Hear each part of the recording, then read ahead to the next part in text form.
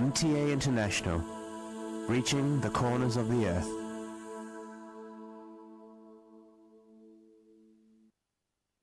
صلی علی رسولنا صلی علی محمد صلی علی نبینا صلی علی محمد صلی علی کریمنا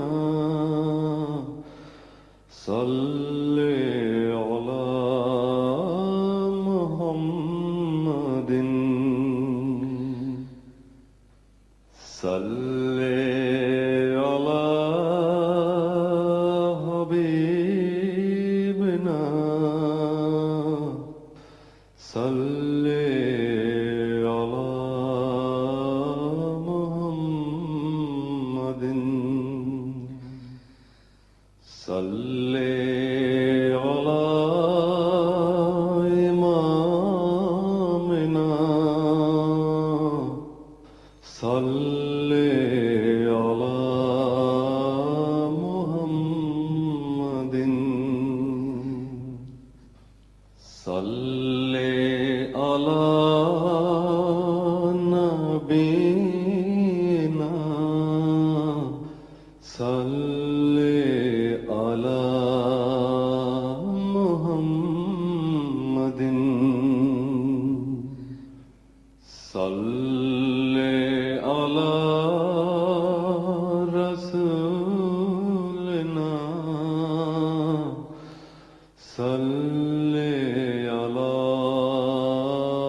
محمد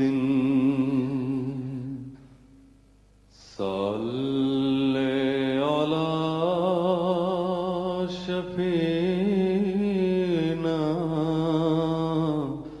صلی علی محمد صلی علی کریمنا صلی علی محمد صلی علی حبیبنا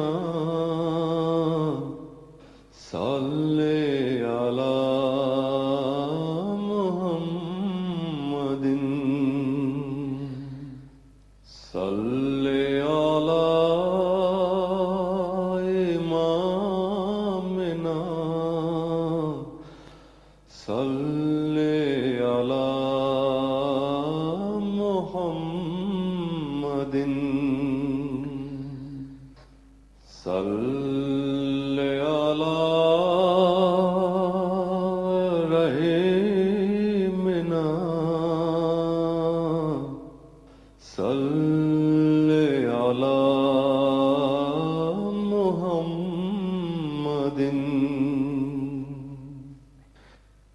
صلی علی نبینا صلی علی محمد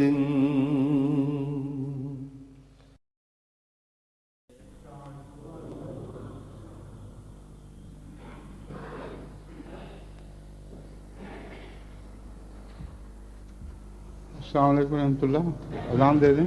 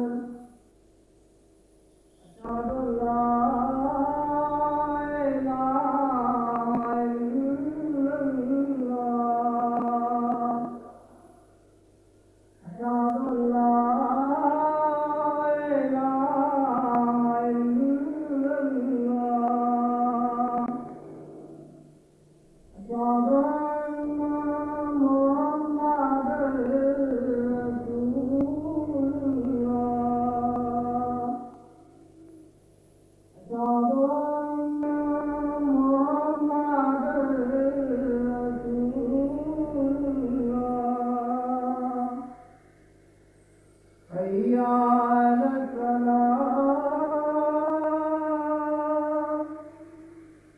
حي على الفلاح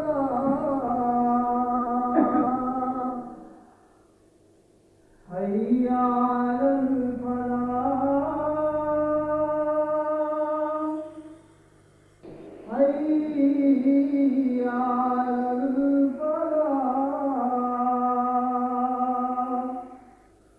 الله أكبر الله أكبر لا إله إلا الله.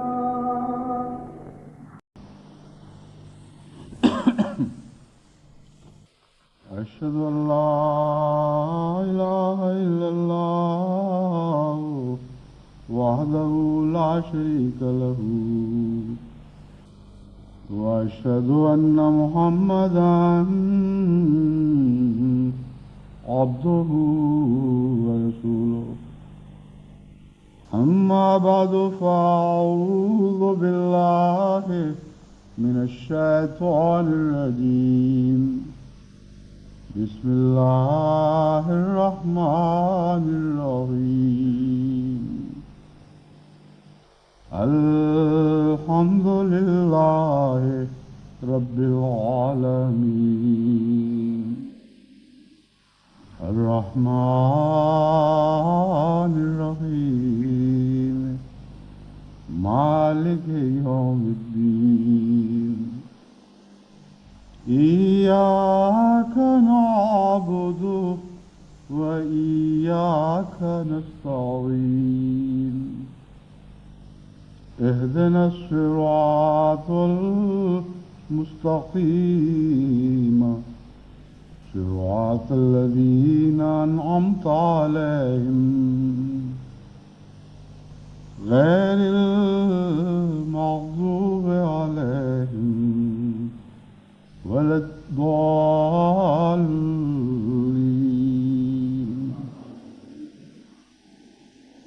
والذين هم لأماناتهم وعهدهم راعون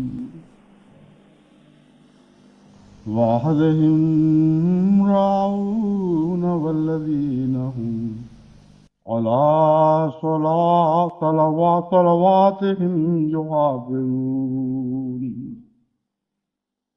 والذين هم على صلواتهم يحافظون أولئك هم الوارثون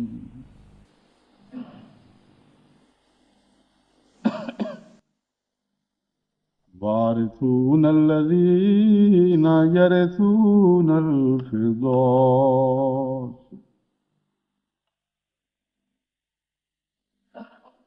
گزشتہ کچھ عرصے سے خیانت کا مضمون چل رہا ہے اور گزشتہ جمعے میں نے یہ توجہ دلائی تھی کہ امانتوں کا حق ادا کرنا بہت ضروری ہے.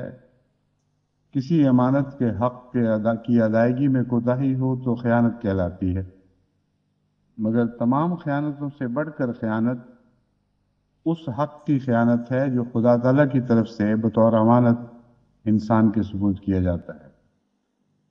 بس عہدے داروں کی مثالیں دے کر عہدوں کے حقوق ادا کرنے کی طرف جو توجہ دلائی گئی تھی، یہ امانت کے معنی کو کھینچ کر لمبا نہیں کیا گیا تھا، بلکہ در حقیقت امانت کا بنیادی معنی ہی یہی ہے کہ اللہ کا حق جو بندوں پر ہو اس میں خیانت نہ کی جائے، اس کو تمام تر توجہ سے تمام باریکیوں کے ساتھ ادا کرنے کی کوشش کی جائے.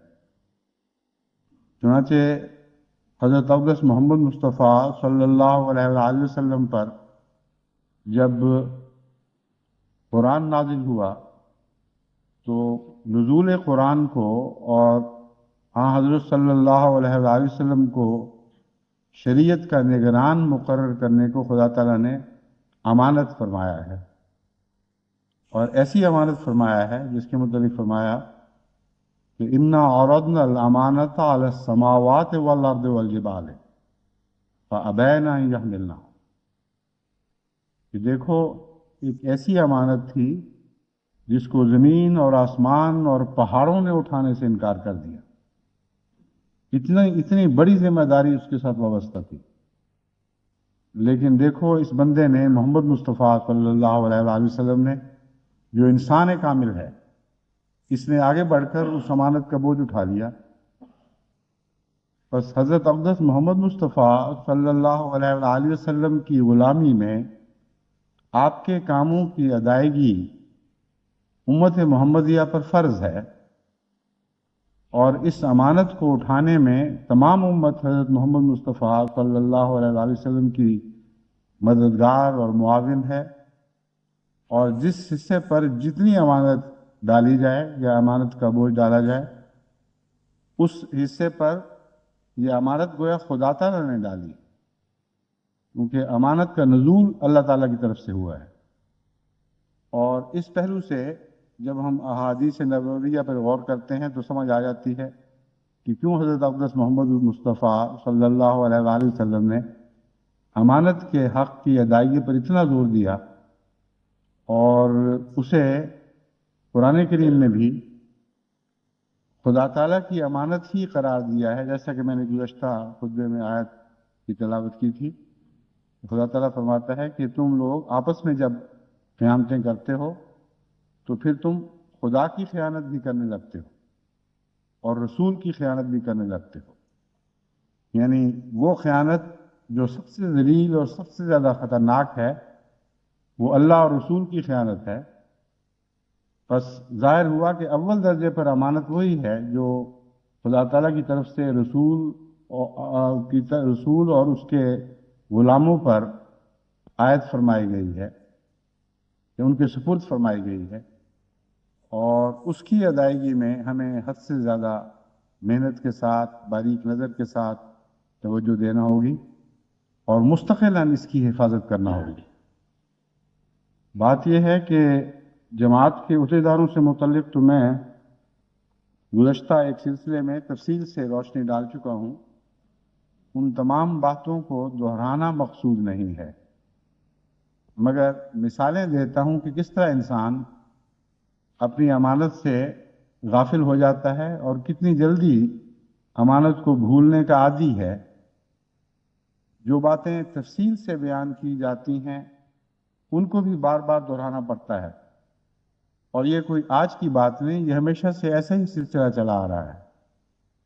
چند دن ہوئے حضرت اقدس مسیح موعود علیہ الصلوۃ والسلام کی ایک عبارت پڑھی. اس میں آپ فرماتے ہیں کہ مجھے جو بار بار ایک بات کو دہرانا پڑتا ہے، اور بعض دفعہ لوگ سمجھتے ہیں کہ ایک ہی بات کی تکرار ہے. فرماتے ہیں میں مجبور ہوں، کیونکہ انسانی فطرت ہے کہ بات سنتی ہے اور بھول جاتی ہے، سنتی ہے اور بھول جاتی ہے، اور جب تک بار بار تکرار کے ساتھ ایک چیز کو سمجھایا نہ جائے پوری طرح اس کے حق ادا کرنے کی طرف توجہ قائم نہیں ہوتی. بس ضمناً ان باتوں کو بھی دہراتا ہوں جو پہلے کہہ چکا ہوں، لیکن بطور مثال کے اور بطور یاد دہانی کے. اس سلسلے میں شعبہ اشاعت کی مثال پیش کر رہا تھا. شعبہ اشاعت سے متعلق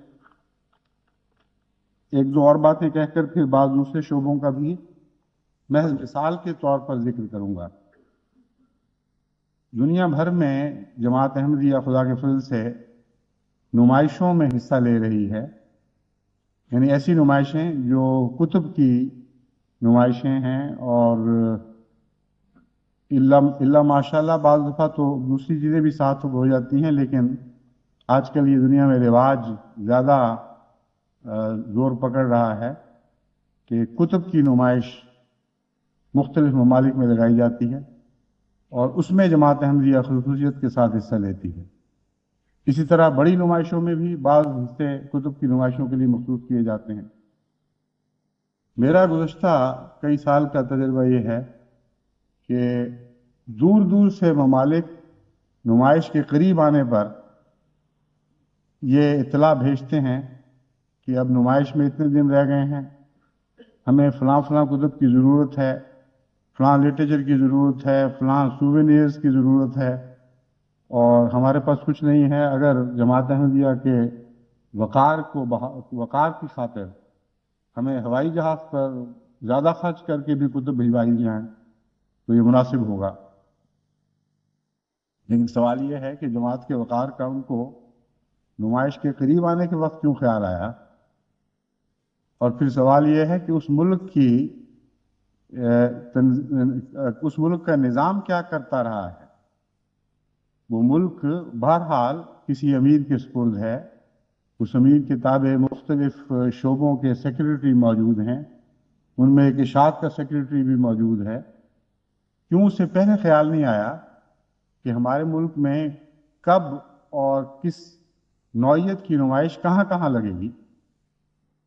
ایک ملک جتنا وسیع ہو اتنے ہی زیادہ وہاں سالانہ نمائشیں لگنے کے امکانات ہوتے ہیں۔ اب ہندوستان ہے مثلا، وہاں مختلف صوبوں میں مختلف وقتوں میں ایسی نمائشیں لگتی ہیں، اور جہاں جہاں بھی اللہ تعالیٰ کے فضل سے جماعت کو ان نمائشوں میں حصہ لینے کی توفیق ملی ہے، وہاں آنے والوں پر بہت گہرے اثرات مترتب ہوئے ہیں۔ بعض مخالف علماء بھی ایسے تھے جو نمائش پر آئے اور سلسلے کی خدمت کے کام دیکھ کر ان کی کیا پلٹ گئی۔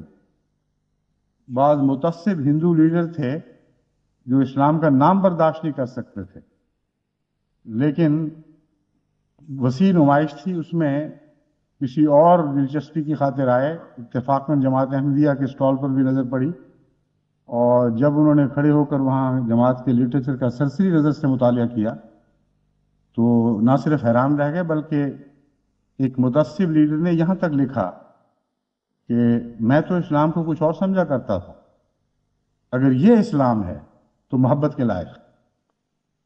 چنانچہ یہ نمائشیں بہت اہمیت رکھتی ہیں، لیکن یہ جو روزمرہ کا رواج بن گیا ہے کہ چند دن پہلے کبھی ہندوستان کے کسی علاقے سے چٹھی آ جائے، کبھی کینیڈا یا امریکہ کے کسی علاقے سے چٹھی آ جائے، کبھی جرمنی سے، کبھی فرانس سے، کہ اتنی دیر رہ گئی ہے اور ابھی تک ہمارے پاس نمائش کے لیے پورا مواد اکٹھا نہیں ہوا، یہ بہت ہی نامناسب بات ہے۔ یہ بات جماعت کے وقار کے خلاف ہے۔ جو امانتیں جس کے سپرد کی جاتی ہیں اس کا فرض ہے کہ ان امانتوں کا حق ادا کرے۔ پہلے اس سے میں شعبہ اشاعت کو ہدایت کیا کرتا تھا کہ جو بھی خرچ ہو مجبوراً جلدی کتابیں بھجواؤ۔ اب میں نے فیصلہ کیا ہے اور یہی جواب لکھوانے شروع کیے ہیں کہ کافی لمبا عرصہ کو ڈھیل دی جا چکی ہے، اب اگر کوئی محرومی ہوگی تو اس کا گناہ آپ کے سر ہے۔ یہ ممکن نہیں ہے کہ ہر دنیا کی جماعت کی ساری ضرورتیں تفصیلاً یہاں سے براہ راست پوری کی جائیں۔ ہر ملک کی مرکزی ضروریات پوری کی جا سکتی ہیں اور کی جاتی ہیں۔ وہ لوگ کہاں بیٹھے ہوئے اور کہاں سوئے ہوئے ہیں جن کے سپرد شعبہ اشاعت ہے، انہوں نے کیوں اپنے ملک کا جائزہ نہیں لیا؟ کیوں نہیں دیکھا کہ کون کون سی جگہ سلسلے کی کتب کے تعارف کا اچھا موقع ہے؟ صرف ملکی وسیع پیمانے کی نمائش کا سوال نہیں ہے، بعض لائبریریاں نمائشیں کرتی ہیں، بہت سی ایسی تقریبات ہوتی ہیں جن میں حصہ لینے سے اللہ تعالیٰ کے فضل سے سلسلے کے لٹریچر کا بہت اچھا تعارف ہو سکتا ہے۔ تو یہ بھی ایک مثال ہے۔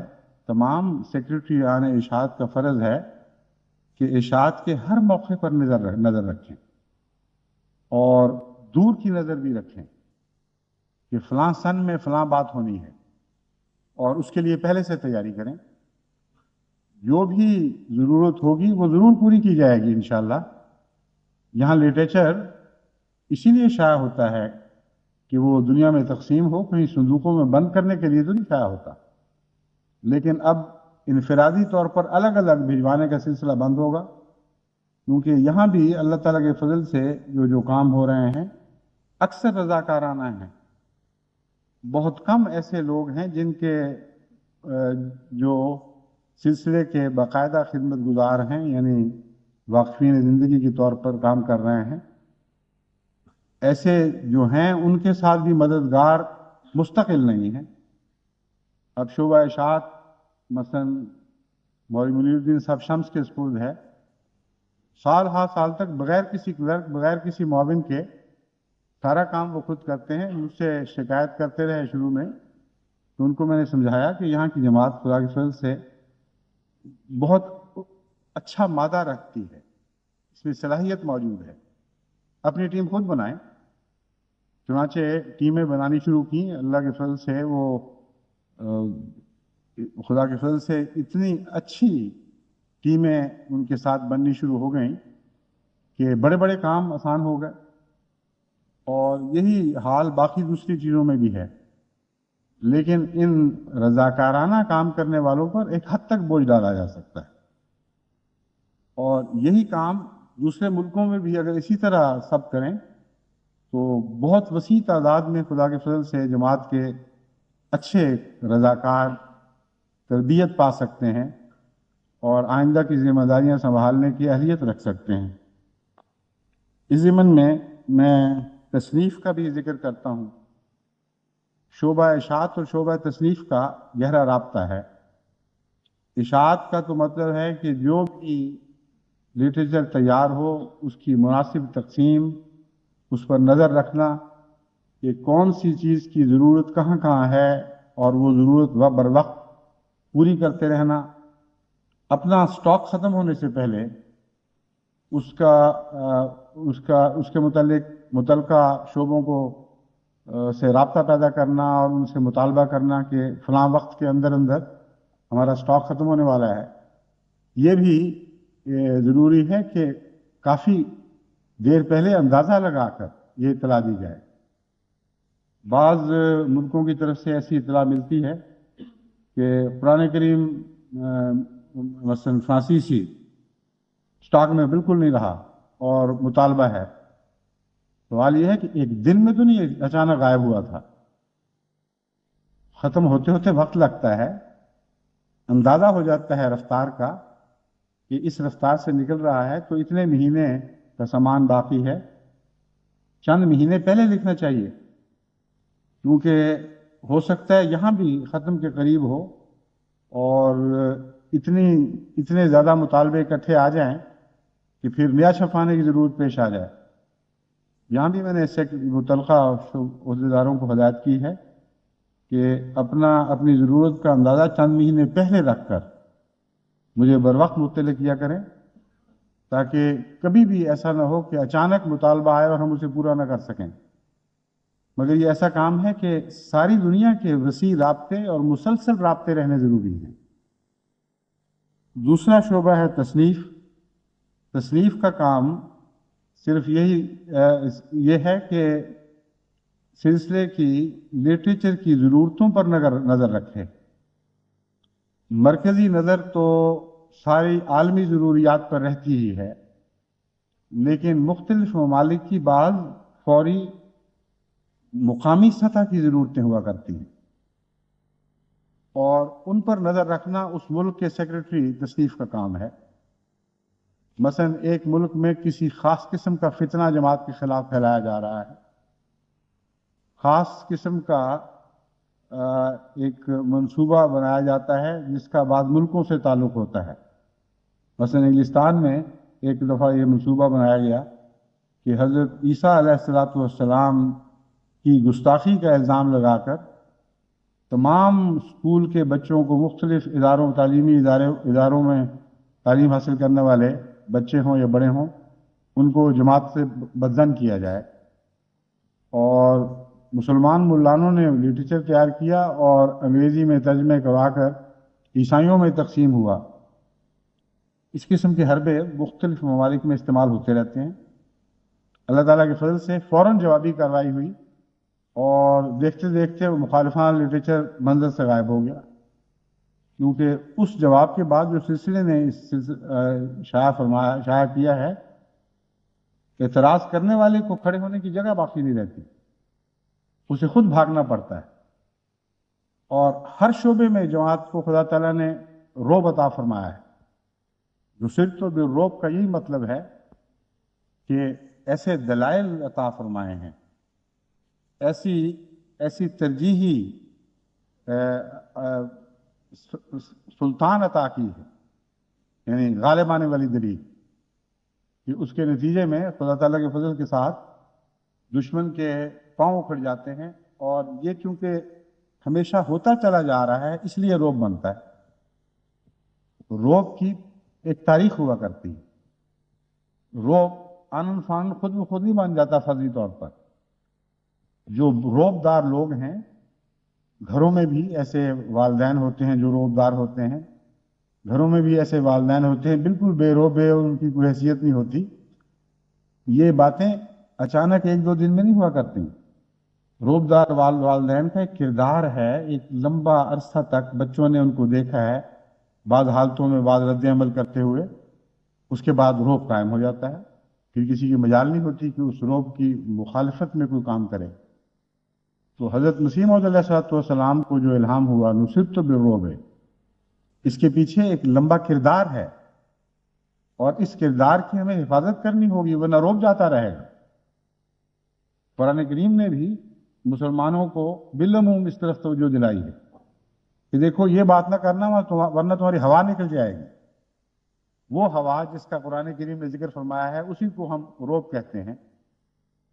تو اپنے رعب کی حفاظت کریں جو خدا نے آپ کو عطا فرمایا ہے، اور وہ حفاظت اسی طرح ہوگی کہ جب دشمن حملہ کرتا ہے جہاں سے کرتا ہے، ایسی شدید فوری جوابی کارروائی ہو کہ لازماً دشمن کے پاؤں اکھڑ جائیں، یہاں تک کہ وہ رعب قائم ہو اور بڑھتا رہے، جس کے بعد کسی شریر کو ضرورت نہ ہو کہ آتے جاتے خام خواہ چھیڑخانی شروع کرے اور خام خواہ جماعت کی عزت پر ہاتھ ڈالنے کی کوشش کرے۔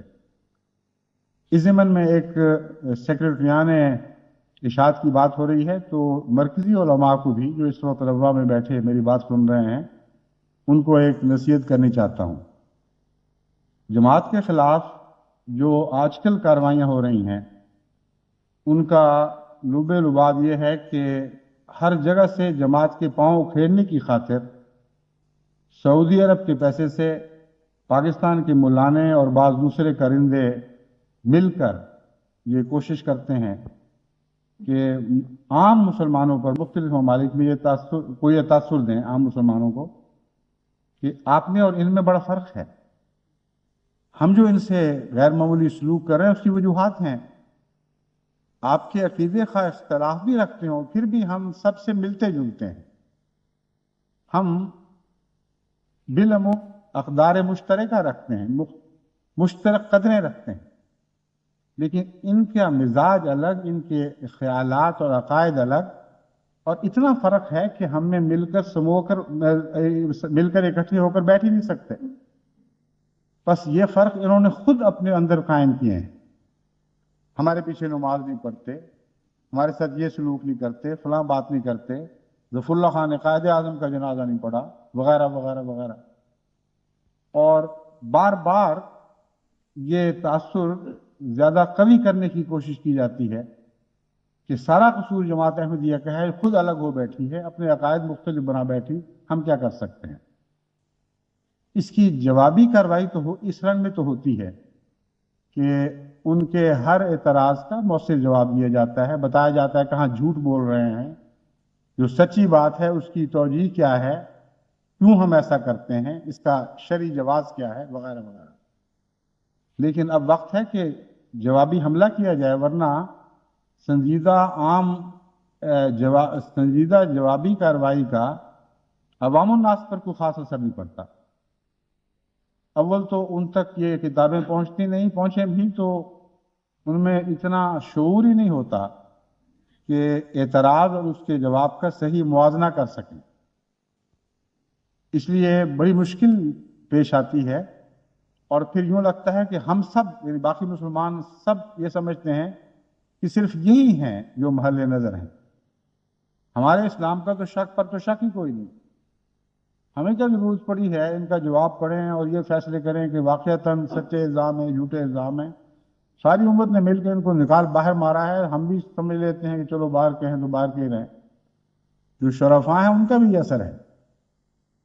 اس سلسلے میں نے جہاں تک مطالعہ کیا ہے اور اس نظر سے گہرا مطالعہ کیا ہے، واقعہ یہ ہے کہ جتنے دوسرے مسلمانوں کے بڑے بڑے فرقے ہیں اگر اسی طرز پر ان کے خلاف غیر مسلم قرار دیے جانے کے مطالبے کیے جائیں تو ان کے خلاف مطالبات بہت زیادہ وزن رکھیں اور بہت زیادہ قوی دلائل ہیں یہ بتانے کی کہ انہوں نے اپنے آپ کو امت سے کاٹا ہے، امت سے الگ ہوئے، ان کے عقائد اتنے خطرناک بن گئے دوسرے مسلمانوں کے مقابل پر کہ وہ اکٹھے رہ ہی نہیں سکتے۔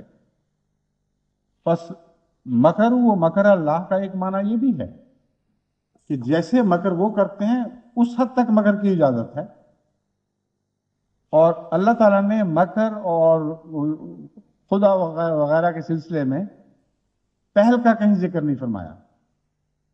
جہاں جہاں قرآن کریم میں ہدایت ہے وہاں ابتدا دشمن کی طرف دکھائی گئی اور جوابی کارروائی اللہ کی طرف۔ تو بعض ایسی باتیں ہیں جہاں ابتدا نہیں کرنی چاہیے، خام خواہ امت کے مزاج کو منتشر کیوں کیا جائے، خام خواہ ایسی باتوں کو کیوں اچھالا جائے جس کے نتیجے میں بعض لوگ بعض دوسروں سے بدظن ہوں۔ لیکن جب کوئی آپ کے خلاف ایسا مکر کرے تو سنت اللہ یہ ہے کہ جوابی مکر کرنا ضروری ہے، اور اسی حد تک کیا جائے جس حد تک یہ کرتے ہیں، ابتدا کی اجازت نہیں۔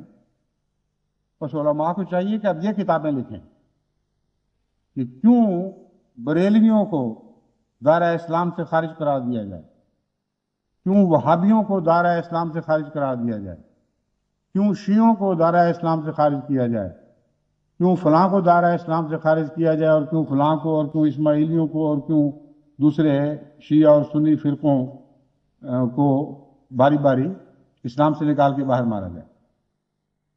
اس نہج پر الگ الگ مطالبے کی کتابیں بننی چاہیے۔ جماعت وہ مطالبہ نہیں کرے گی، جماعت بتائے گی کہ اس طرح مطالبے ہوتے ہیں۔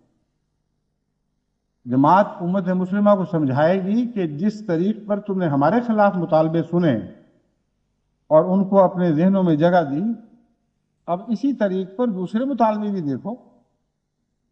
اب ہماری باری ہے ہم تمہیں کر کے بتائیں کہ کیا ہوتا رہا ہے ہم سے۔ جب ہم سے ہوتا تھا تو تمہارے کان پہ جوں بھی نہیں رینگی، اگر رینگی تو فساد کی جوں رینگی ہے۔ ہم فساد کی خاطر نہیں، تمہیں سمجھانے کی خاطر کہ یہ چوٹ جب تم پر پڑے گی، تمہارے دلوں کو مجروح کرے گی، اس وقت تم کیا سوچو گے اور تم کیسے اپنے دفاع کی کوشش کرو گے۔ اس سلسلے میں بہت محنت کی ضرورت نہیں ہے۔ دوسرے فرقوں کے مسلمان علماء نے بڑی بڑی کتابیں لکھی ہوئی ہیں، کوئی دیوبندی مذہب ہے، کوئی بریلوی مذہب ہے، کوئی فلاں مذہب ہے، کوئی فلاں مذہب ہے، اور جتنا آپ کھودیں گے، یعنی تاریخ کے ورقوں کو کھود کے نکالیں گے، بہت زبردست لٹریچر اس معاملے میں تیار ہے۔ ایک زمانہ تھا جب وہابیوں کو دنیا کی بدترین مخلوق سمجھا جاتا تھا ہندوستان۔ ایسی نفرت تھی کہ ایک دفعہ ایک سکھ کی دکان بہت چل پڑی گاؤں میں، اور جو دوسرے مسلمان دکاندار تھے ان کی کوئی پیش نہیں جاتی تھی۔ بہت انہوں نے کہا کہ دیکھو جی یہ سکھ ہیں، ہم مسلمان ہیں، اور تم ہمیں چھوڑ کر، مسلمانوں کی اکثریت کا گاؤں تھا، ہمیں چھوڑ کر سکھوں سے سودا لیتے ہو۔ وہ صاف ستھرے لوگ تھے، دیانتدار تھے، اچھا سودا بیچتے تھے، لوگ لیتے رہے ان سے۔ تو آخر ایک آدمی کو ترکیب سوجھی، اس نے کہا کہ تم یہ پروپیگنڈا کرو کہ یہ سکھ وہابی ہو گیا، آپ ہی لوگ سودا لینا چھوڑ دیں گے۔ چنانچہ جب یہ اعلان ہوا کہ سکھ وہابی ہو گیا تو سارے بائیکاٹ ہو، گاؤں میں بائیکاٹ ہو گیا۔ آج جب یہ کہتے ہیں کہ احمدی ہو گیا ہے، اس کا بائیکاٹ کرو، کل یہی ملا تھا جو وہابی ہو گیا کہہ کے بائیکاٹ کروایا کرتا تھا، بریلوی ہو گیا کہہ کے بائیکاٹ کروایا کرتا تھا، شیعہ ہو گیا کہہ کے بائیکاٹ کرواتا تھا، سنی ہو گیا کہہ کے بائیکاٹ کرواتا تھا۔ ان کو ان کی تاریخ تو یاد کرائیں۔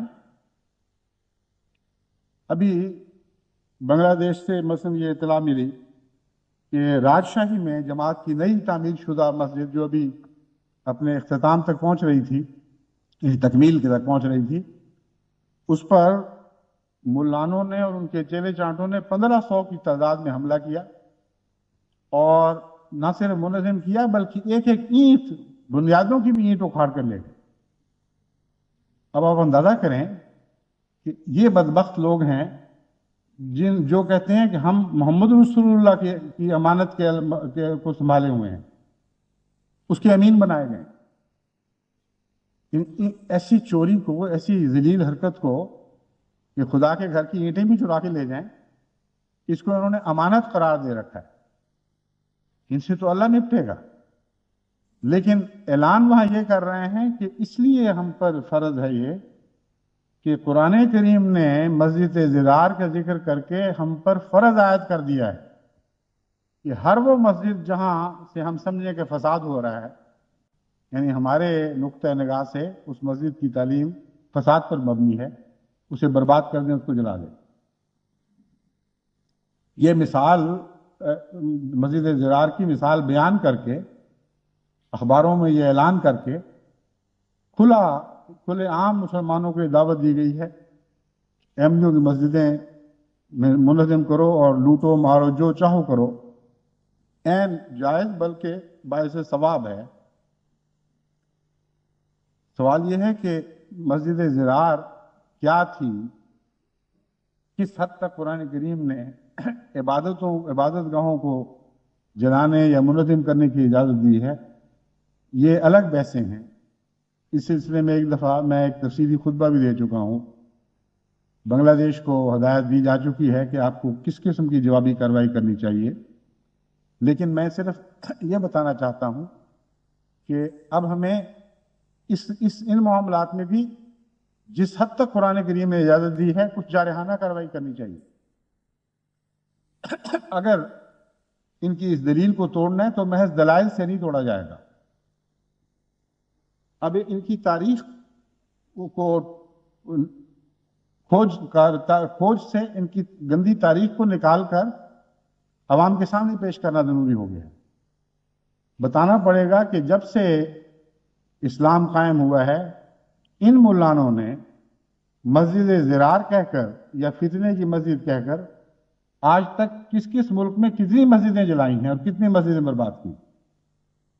کوئی فرقہ ایسا نہیں ہے جس کی پہلے مسجدیں توڑی اور منہدم نہ کی گئی ہوں اور ان کو جلا کر خاکستر نہ کیا گیا ہو.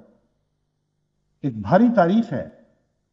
اگر مسجد ضرار کا یہی معنی ہے تو پھر ان ملانوں کے تعامل سے یہ بات ثابت ہو جائے گی کہ ہر مسلمان کا فرض ہے کہ ہر دوسرے فرقے کی مسجد کو جلا دے اور برباد کرے اور منہدم کر دے.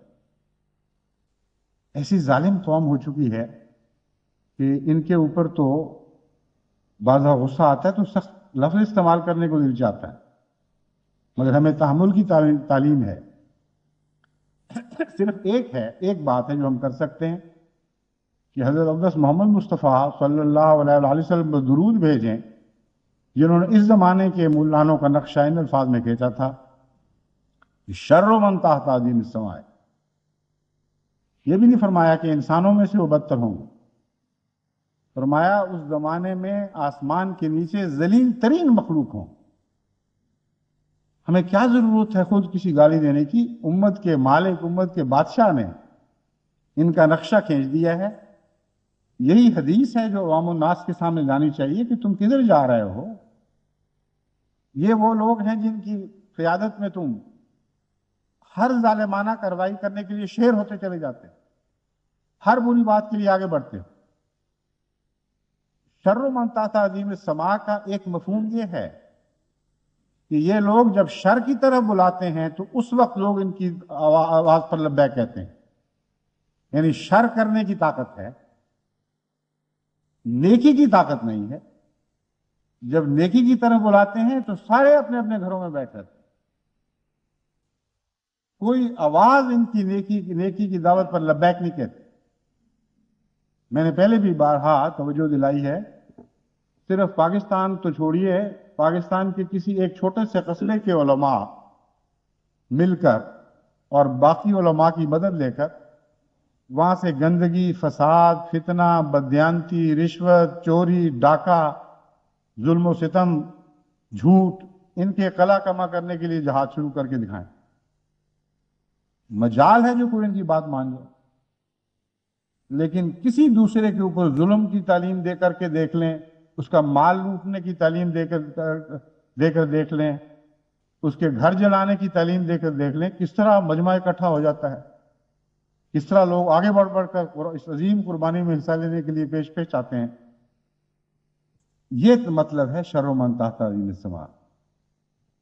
آسمان کے نیچے واقعتاً اگر جانوروں کو بھی دیکھا جائے تو کوئی جانور شر کی اتنی صلاحیت نہیں رکھتا، اور جانور کے ساتھ اگر شر وابستہ ہے تو خیر بھی وابستہ ہے۔ مگر اس زمانے کے ملا کا کیسا دردناک حال ہے، کیسا عجیب نقشہ ہے جو حضرت اقدس محمد مصطفیٰ صلی اللہ علیہ وآلہ وسلم نے 1400 برس پہلے کھینچ کر رکھ دیا کہ شر من تحت عظیم السماء ہے۔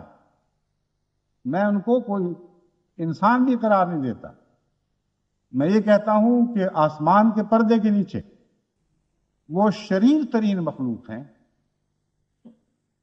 یعنی ان میں شر کی تمام صلاحیتیں موجود ہیں، نیکی پیدا کرنے کی کوئی صلاحیت موجود نہیں۔ بس یہ ایک صلاح عام ہے، تمام دنیا کے علماء اس میں مخاطب ہیں۔ بعض ملکوں کے زیادہ شریر ہیں، بعضوں کے کم ہیں، بعض ملکوں میں شرفاء علماء کی نسبت بہت زیادہ ہے۔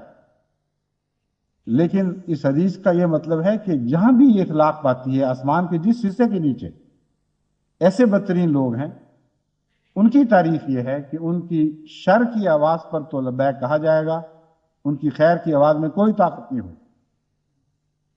بس پاکستان اور بنگلہ دیش کے علماء ہمارے سامنے آ چکے ہیں ننگے ہو کر، ان سے ہم کہتے ہیں کہ اس حدیث کے اثر سے نکلنا ہے تو نکل کے دکھائیں،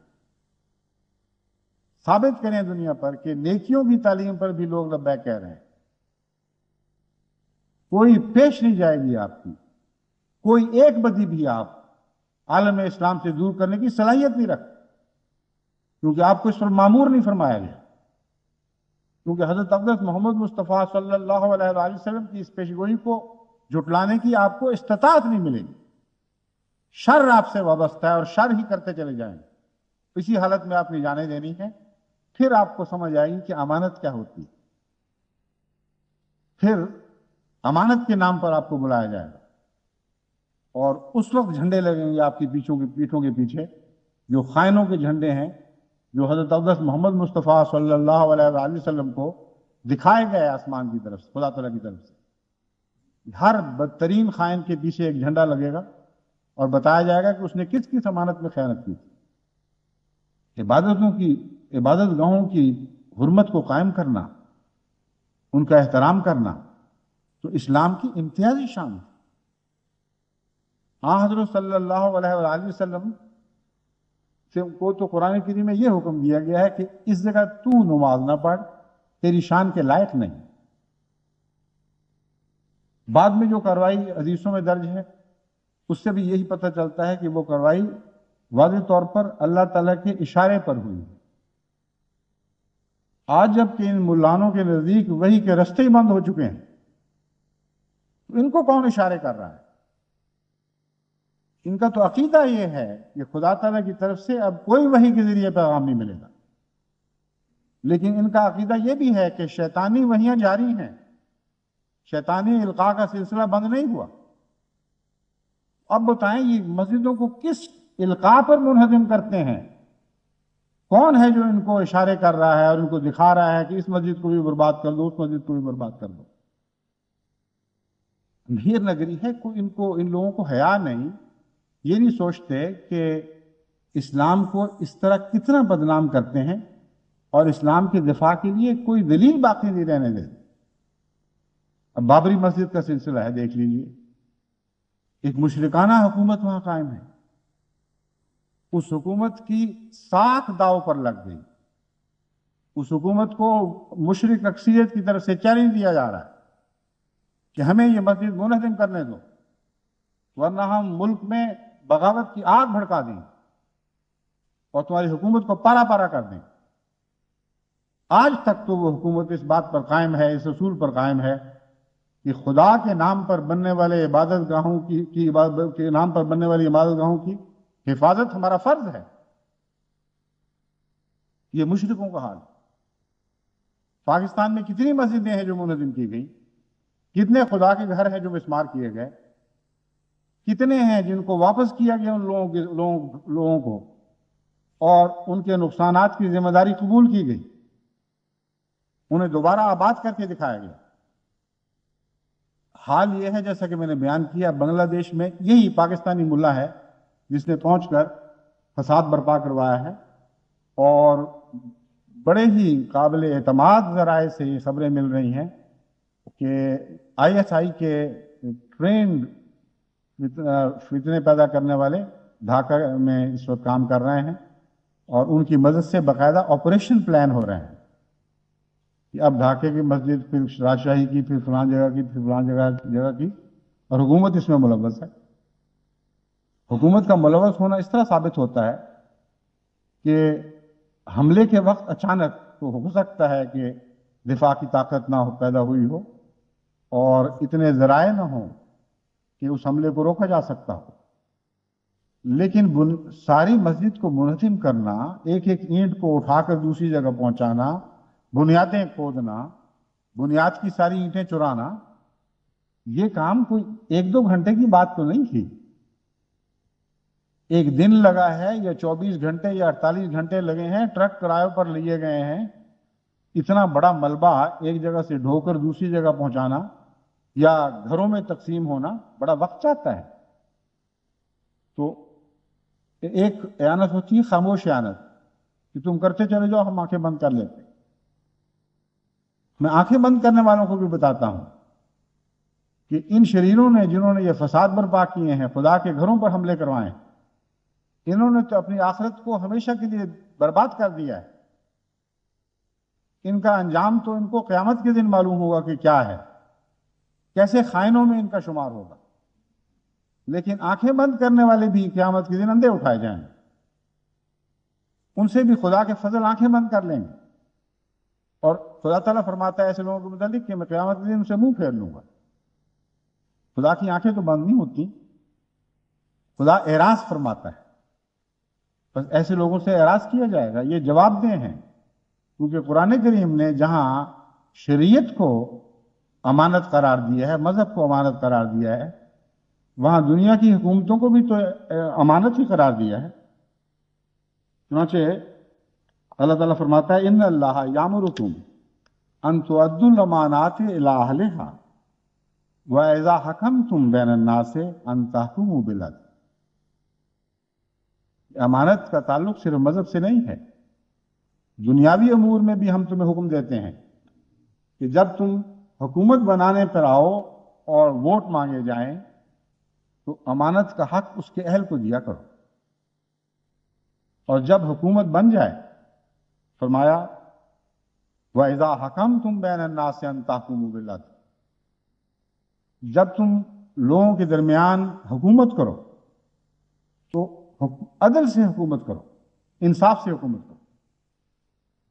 یہ عجیب بات ہے کہ قرآن کریم میں جو طرز حکومت بیان کی گئی ہے وہ عدل پر مبنی حکومت بیان کی گئی ہے، شریعت پر مبنی حکومت بیان نہیں فرمائی گئی۔ جہاں دنیاوی حکومت کا مضمون آئے گا وہاں ہمیشہ آپ عدل کے مضمون کو ساتھ دیکھیں گے،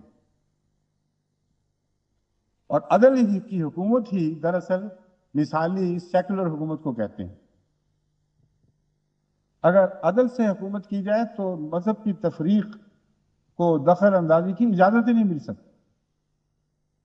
بس جس نے بھی عدل کی خیانت کی ہے اس نے قرآن کی خیانت کی ہے، اس امانت کی خیانت کی ہے جو خدا نے ہر حاکم کے اوپر ڈال دی۔ تو کچھ معاملے تو اس دنیا میں طے ہوں گے، کچھ اس دنیا میں طے ہوں گے، مگر قرآن کریم سے معلوم ہوتا ہے کہ اس قسم کی ناانصافیوں کے بدلے دنیا میں بھی ضرور دیے جاتے ہیں، اور دنیا اور آخرت دونوں میں سزا ملتی ہے۔ بہرحال یہ مضمون سمجھا کر میں پھر واپس اسی مضمون کی طرف آتا ہوں کہ ہم نے امانتوں کے حق ادا کرنے ہیں۔ خائن لوگوں کی تقدیر کے فیصلے خدا فرمائے گا، اور قرآن کریم نے وہ فیصلے آج ہی لکھ چھوڑے ہیں۔ قرآن کی تحریر کو دنیا میں کوئی بدل نہیں سکتا، لیکن جہاں تک ہمارا تعلق ہے ہمیں لازماً امانت کی حفاظت کے لیے ہر قربانی کے لیے ہمیشہ تیار رہنا چاہیے۔ امانت ہی میں جماعت احمدیہ کی بقا ہے، امانت ہی کے نتیجے میں ہمیں اللہ تعالیٰ کے فضل کے ساتھ اس دنیا میں بھی سرخ روئی نصیب ہونی ہے اور آخرت میں بھی سرخ روئی نصیب ہونی ہے۔ امانت کے بغیر نظام جماعت کا کوئی تصور ہی باقی نہیں رہتا۔ بس پہلے تو اپنی ذاتی امانتوں کی روزمرہ کے معاملات میں حفاظت کریں۔ آپ کو امین بنایا گیا ہے دنیا کے معاملات میں بھی اور دین کے معاملات میں بھی۔ دنیا کے معاملات میں بچوں کی امانت ہے، بیوی کی امانت ہے، دوستوں کی امانت ہے، تجارت کے معاملات میں ایک دوسرے کی امانتیں ہیں۔ ان ساری باتوں میں امانت کا حق ادا کریں، امین بن جائیں۔ جب امین بنتے ہیں تو پھر خدا کی امانت کا بوجھ اٹھانے کی اہلیت رکھتے ہیں۔ جب تک آپ دنیا میں امین نہیں بنیں گے، اللہ کی امانت کو اٹھانے کی اہلیت ہی آپ میں پیدا نہیں ہو سکتی۔ چنانچہ حضرت اقدس محمد مصطفیٰ صلی اللہ علیہ وآلہ وسلم کو بچپن سے جو امین کہا جاتا تھا، دراصل اسی وقت اعلان ہو گیا تھا۔ دنیا میں لوگوں کے منہ سے جو باتیں نکل رہی تھی، یہ امین ہے، یہ امین ہے، جس گلی سے گزرتے تھے امین امین کی آوازیں اٹھتی تھی۔ یہ مستقبل میں ہونے والے ایک عظیم واقعہ کی طرف اشارہ تھا۔ یہ بتایا جا رہا تھا کہ خدا اپنی امانت امینوں کے سپرد کیا کرتا ہے، اور آج اگر کوئی امانت کا اہل ہے تو یہ شخص ہے۔ لوگوں کے متعلق مرنے کے بعد، اپنے مراتب کو حاصل کرنے کے بعد امین ہونے کے دعوی تو آپ سنتے ہی ہیں۔ بعض دفعہ کسی بڑے عہدیدار کے متعلق اس کے کام ختم کرنے کے بعد، اس کے گزر جانے کے بعد تاریخ گواہی دیتی ہے کہ وہ امین تھا۔ بعضوں کے متعلق اللہ تعالیٰ گواہی دیتا ہے کہ وہ امین تھا، جیسا کہ حضرت موسیٰ کے متعلق قوی امین فرما کر آپ کی بہت عزت افزائی فرمائی گئی۔ ہمیشہ کے لیے دنیا کو موسیٰ کا مقام بتا دیا گیا کہ وہ قوی بھی تھا اور امین بھی تھا۔ قوی اس لیے ساتھ جوڑا گیا ہے کہ امانت کی حفاظت کے لیے ایک قوت کی بھی ضرورت ہے، اور جو کمزور لوگ ہوں وہ امانت کی حفاظت نہ کر سکتے۔ یہ وہ گواہی ہے جو بعد میں دی گئی ہے۔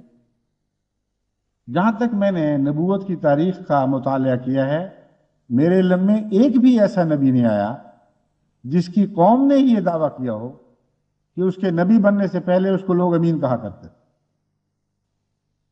سارے مذاہب کی تاریخ کا مطالعہ کر لیں، کچھ نبی ہیں جو خدا بنا لیے گئے، کچھ خدا کے بیٹے بنا لیے گئے، مگر سارے عالم میں چراغ لے کر ڈھونڈیں، میرے آقا محمد جیسا تمہیں کہیں نظر نہیں آئے۔ وہ ایک ہی نبی اور ایک ہی نبی ہے جس کے متعلق بچپن ہی سے ساری قوم گواہیاں دیتی تھی کہ یہ امین ہے، یہ امین ہے، یہ امین ہے، یہ امین ہے۔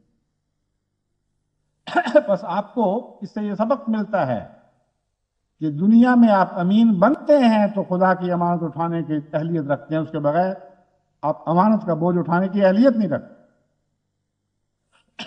بس روزمرہ کی امانت کا ذکر چلا کر اب میں دینی امانتوں کی طرف اس لیے آ رہا ہوں کہ پہلے اپنے اندر امانت کا بوجھ اٹھانے کی اہلیت پیدا کریں، روزمرہ کے معاملات میں امین بنیں، تب اس لائق بنائے جائیں گے کہ محمد مصطفیٰ صلی اللہ علیہ وآلہ وسلم کی امانت میں آپ کے مددگار بن سکیں، اس کے بغیر۔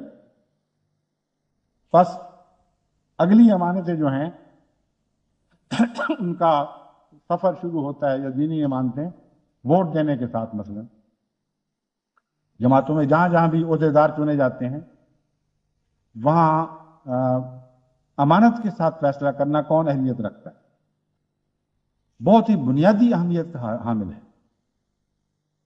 اور حضرت صلی اللہ علیہ وسلم نے جو فرمایا کہ مشورہ دینے والا امین ہوتا ہے، تو دیکھیں کس لطافت کے ساتھ اس مضمون پر مزید روشنی ڈالی۔ ووٹ دینا دراصل مشورے کا ہی ایک رنگ ہے۔ عوامی مشورے ووٹ کے ذریعے حاصل کیے جاتے ہیں۔ آپ نے ووٹ کے ذکر کے ساتھ تو امانت کا ذکر نہیں فرمایا، لیکن ہر مشورے میں امانت کو لازم قرار دے دیا اور ہر مشورہ دینے والے کو امین ٹھہرایا، یعنی یہ بتایا کہ تمہیں امین ہونا پڑے گا۔ اور یہ مضمون بہت زیادہ وسیع ہے ووٹ والے مضمون سے، بس ووٹ بھی مشورے کی امانت کا ایک اظہار ہے۔ دینی معاملات میں خصوصیت کے ساتھ آپ کو امین ہو کر ووٹ کا حق استعمال کرنا چاہیے، اور تمام دوستیاں، تمام تعلقات، تمام دشمنیاں، تمام عداوتیں اس وقت بھول جایا کریں۔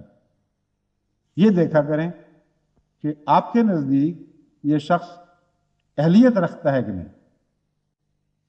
یعنی آپ کے نزدیک ان معنوں میں کہ خدا کی امانت کا حق ادا کرنے کی اہلیت رکھتا ہے، آپ کے تعلقات کا حق ادا کرنے کی اہلیت کا سوال نہیں ہے، یہ امانت ہے۔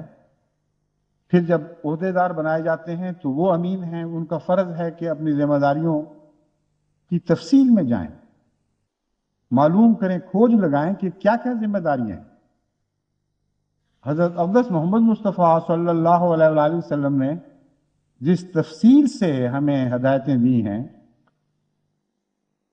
آپ اس معاملے میں بھی تمام دنیا کے مورخوں کو، تمام دنیا کے مذاہب کے پیروکاروں کو چیلنج دے سکتے ہیں کہ کوئی ایک نبی یا 10 یا 20 یا 100 نبی ملا کر دکھا دو جس نے اپنی امت کو اس تفصیل سے نیکیوں کی ہدایت کی ہو اور برائیوں سے روکا ہو۔ بعض جاہل اسی بات پر اسلام کا مذاق اڑاتے ہیں کہ اتنی تفصیل سے حکم دے دیے، حالانکہ یہ دراصل حضرت اقدس محمد مصطفیٰ صلی اللہ علیہ وآلہ وسلم کے امانت کے امین ہونے کی عظمت کا نشان ہے۔ ایسا امین دنیا میں کبھی پیدا نہیں ہوا جس نے اس گہرائی سے اپنی ذمہ داری کو سمجھا اور تفصیل سے کھوج لگائے کہ خدا نے جو مجھے امین بنایا ہے تو کن کن اخلاق کا امین بنایا ہے، کن کن برائیوں سے روکنے پر مجھے امین مقرر فرمایا گیا ہے۔ تفصیل سے جا کر ایک ایک پہلو پر نظر ڈالی ہے، یہاں تک کہ کوئی زندگی کا پہلو باقی نہیں رہا جس پر حضرت محمد مصطفیٰ صلی اللہ علیہ وآلہ وسلم نے اپنی امانت کا حق ادا نہ کیا ہو۔ اب جس سیکرٹری کو، یعنی جماعت کے سیکرٹری کو اپنے شعبے کا ہی پتہ نہ ہو کہ یہ ہے کس بلا کا نام، مجھے کیا کیا کرنا چاہیے، وہ کیسے امین بن سکتا ہے، کیسے امانت کا حق ادا کر سکتا ہے؟ اشاعت کی بات ہو رہی تھی نہ تصنیف کی، تو تصنیف کے سلسلے میں یہ معلوم کرنا ضروری ہے کہ اس ملک میں کیا کیا علمی تحریکات ایسی چل رہی ہیں، ایسے علمی رجحانات ہیں جن کا اسلام کی سچائی سے منفی یا مثبت تعلق باندھا جا سکتا ہے۔ بعض اسلام کے خلاف سازشیں ہو رہی ہیں، بعض ایسی نئی ایجادات ہیں، بعض ایسے نئے علمی رجحانات ہیں، بعض ایسے انکشافات ہیں جو اسلام کی تائید میں پیش کیے جا سکتے ہیں۔ اس پر سیکرٹری کا کام ہے کہ وہ کمیٹیاں مقرر کرے، نوجوانوں کے اکٹھا کرے، ان کے سپرد کرے کہ دیکھو فلاں اخبار میں یہ بات آئی تھی، ہمیں اس کی پیروی کرنی چاہیے، کھوج لگا کر آخر تک پہنچنا چاہیے، اس کے تمام پہلوؤں کے اوپر ہمیں حاوی ہو جانا چاہیے۔ اس سلسلے میں بھی میں ہندوستان کی مثال پیش کرتا ہوں۔ خدا کے فضل سے اس جماعت نے ہر پہلو سے نہ صرف بڑی بڑی ظاہر باتوں میں ترقی کی ہے بلکہ باریک پہلوؤں میں بھی ترقی کی ہے۔ اب تصنیف کا معاملہ ہے مثلا، اس سلسلے میں نے صدر مجلس کو بلا کر سمجھایا، صدر خدام الاحمدیہ کو، کہ دیکھیں آپ نوجوانوں کی ٹیمیں بنائیں، میں آپ کو کام دیتا ہوں، ان کے سپرد کریں۔ مثلا ڈیڈ سی اسکرولز ہیں، ان کے متعلق بہت تحقیق ہونے والی ہے، اور ہم عموماً غیروں کی تحقیقات کا ماحصل سن کر اسی پر بس کر جاتے ہیں، حالانکہ اکثر غیر جن مشاہدات پر اپنے نظریات کی بنیاد رکھتے ہیں ان مشاہدات کے تمام اشاروں کو قبول نہیں کرتے۔ بعض ایسے ہیں جو خدا کے حق میں اشارے ہو رہے ہیں مگر وہ ان کو نظر انداز کر دیتے ہیں، جہاں خدا کے خلاف کوئی اشارہ ہوتا ہوا دکھائی دے اس کو اچھالتے ہیں۔ بعض اسلام کے حق میں ہونے والے اشاروں سے آنکھیں بند کر لیتے ہیں اسلام کے خلاف کوئی دور کا اشارہ بھی دکھائی دے تو اس کو نکالتے اور اچھالتے ہیں۔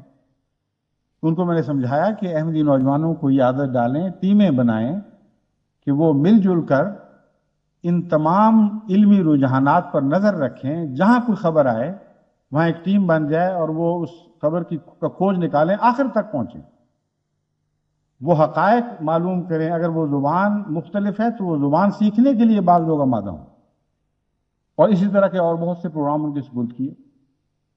اور میں پورے اطمینان کے ساتھ بتاتا ہوں کہ صدر مجلس خدام احمدیہ نے بھی امانت کا خوب حق ادا کیا، اور جتنے نوجوان ان کے ساتھ اس معاملے میں شریک ہوئے انہوں نے بھی خوب حق ادا کیا۔ دل کی گہرائیوں تک میں ان کے کام سے راضی ہوا۔ وہ آتے ہیں، ٹیمیں بنا کر مجھ سے ملتے ہیں، بتاتے ہیں ہم نے کیا کیا کھوج نکالے، کیا کیا کن کن کتب کا مطالعہ کیا، اب ہم مزید کیا کام کر رہے ہیں، کن کن پروفیسروں سے رابطے کیے ہیں، کن کن ماہرین آثار قدیمہ سے تعلق بڑھائے ہیں۔ غرضی کہ ایک پورا علم کا جہان ہے جو نیا جہان کھلتا چلا جا رہا ہے، اور آئندہ جماعت کے استعمال کے لیے انشاءاللہ تعالی بہت عمدہ مواد ہاتھ آئے گا۔ اب تک ہم یہی کرتے رہے ہیں کہ جہاں کسی نے اتفاق سے ہماری تائید میں کوئی بات لکھ دی اسے قبول کر لیا، اور ان رستوں میں داخل ہو کر دیکھا ہی نہیں جن رستوں میں ان کو ہماری تائید کا کوئی ہیرا ہاتھ آیا تھا۔ بہت سے ایسے مضامین ہیں جو مختلف یعنی تائیدی شواہد جو مختلف جگہوں پہ دفن پڑے، ہمیں کھوج لگانا ہوگا۔ تو سیکرٹری تصنیف کا یہ کام ہے، اس طرح کھوج لگائے۔ اسی ضمن میں میں نے امریکہ کو بھی ہدایت دی کہ آپ وہاں کچھ رابطے قائم کریں۔ امیر صاحب نے جن لوگوں کے سپرد کیے ان کی رپورٹیں ملی ہیں، اللہ کے فضل سے انہوں نے بھی اچھا کام کیا ہے، مگر ساری دنیا میں مقامی ملکی حالات کو مد نظر رکھتے ہوئے اور بین الاقوامی اسلامی حالات کو مد نظر رکھتے ہوئے اس قسم کی ٹیمیں بنانی ہوں گی۔ اب چونکہ وقت ختم ہو رہا ہے اور مضمون لمبا ہے، میں انشاءاللہ باقی باتیں آئندہ جمعے میں پیش کروں گا۔ پاکستان سے مجھے یہ خط ملا تھا ایک کہ اللہ کے فضل سے خطبات کا سلسلہ جاری ہو گیا ہے، اور بڑی عمدہ آواز اور عمدہ تصویریں پہنچ رہی ہیں، لیکن آپ جب وقت ختم ہونے کے بعد یعنی 1:30 بجے کے بعد کچھ دیر بعض دفعہ باتیں کرتے ہیں تو یہ ہمارا سلسلہ منقطع ہو جاتا ہے اور محرومی کا احساس ہوتا ہے، اس لیے آپ وقت کا بھی خیال رکھیں، کچھ پہلے شروع کر دیا کریں اگر وقت ختم نہ اگر مضمون لمبا ہو۔ بات یہ ہے کہ مضمون سارے بڑے لمبے ہیں، اس لیے پہلے شروع کروں گا پھر بھی یہی مشکل پیش آئے گی، تو وقت پہ شروع کرنے دیں، وقت پہ ختم کرنے دیں۔ اللہ ہمارا حامی و ناصر ہو۔ السلام علیکم و رحمۃ اللہ۔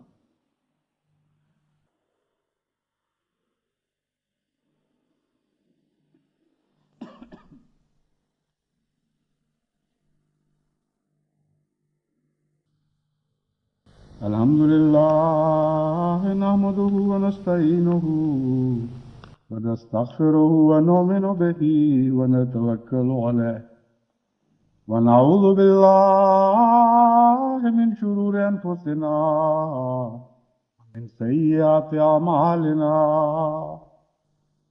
من يهده الله فلا مضل له ومن يضلله فلا هادي له ونشهد أن لا إله إلا الله وحده لا شريك له ونشهد أن محمدا عبده ورسوله عباد الله رحمكم الله إن الله يأمر بالعدل والإحسان وإيتاء ذي القربى وينهى عن الفحشاء والمنكر والبغي يعظكم لعلكم تذكرون اذكروا الله يذكركم وادعوه يستجب لكم ولذكر الله أكبر. ما كان